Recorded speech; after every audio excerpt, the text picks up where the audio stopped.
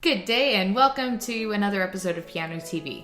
So today I'm going to share with you something that I give to all my students, young and old, doesn't matter how long they've been practicing for. It's just a blank chart, no frills, nothing fancy, where you write down the pieces that you've memorized. So basically what this chart enables you to do is to have a wandering, traveling portfolio of music that you can just play anywhere on the fly. So you don't have to lug around all your sheet music anytime you want to perform for Granny or whoever else. So let's get started.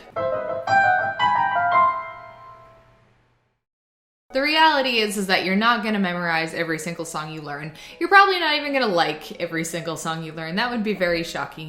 Have to be a very accepting, tolerant person to like everything. And not every song you work on, you're going to work on to perfection. Some you learn just to learn like a basic technique and then you move on. So what this list is for are for those pieces you really connect to, that you feel extra special about, that you really like for whatever reason, and just want to spend a little bit more time with it to get it super awesome, getting it to the next level. So here is the sheet that I'm talking about, and I'll share a link to the PDF below, and you can just go rogue and make your own sheet too. You don't have to use this exact same thing, but all it is it's well, in theory it's blank. I have some things written down in it, but it's a blank list that has room for 10 different songs to memorize. And throughout the course of roughly 3 to 6 months, depending on how many pieces you're learning, how much you're practicing, how hard the pieces are, 3 to 6 months is about how long it takes to get a list of 10 pieces memorized. So these are the pieces that you worked on really hard and that you can play easily. But the idea is you don't just write one down and then once you get to number 5 or 6, you forget the first ones you memorized. You want to maintain them. So that's the whole idea. So even if you have 7 or 8 songs on your list, you still remember how to do 1, 2, 3, the early ones you memorized. You don't just write it down and then forget about it forever. So like I said, once something's on your list, make sure you revisit it often enough that you're maintaining it and you still remember how to do it.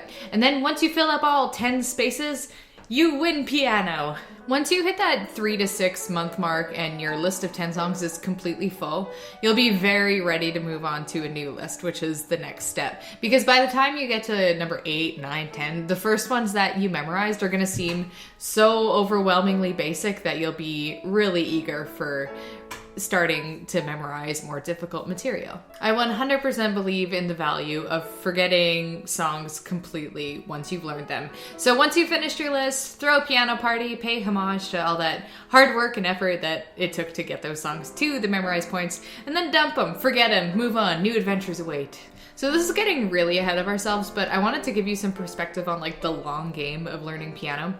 So when you learn something and then forget it, maybe when you come back to it a year in the future, you're like, hey, I remember this song. I should go and see if I can relearn that again. The second time around, it's going to be so much easier to learn. You're going to notice things about it that you never noticed before, and you're going to be able to play it so much more securely. Because the first time you learn something, even if you're really good at it and you've worked really hard on it, it can be kind of a fragile thing.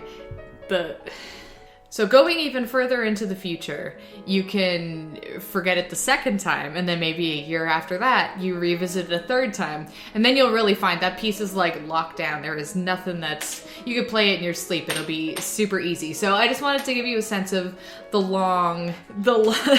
your long game in piano. Sometimes to really master something, you have to let it go, and then come back to it, and then let it go again, and then come back to it again.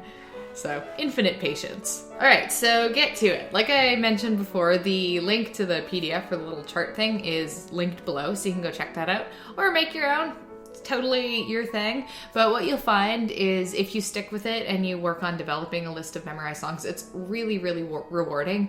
And even though it's so simple in theory, it yields more than what it seems like. It's a hyper yield of results. So anyway, thank you for watching this video. If you want to keep in touch, you can subscribe to this channel, and you can also follow my blog, pianotv.net. Thank you, and catch you next time.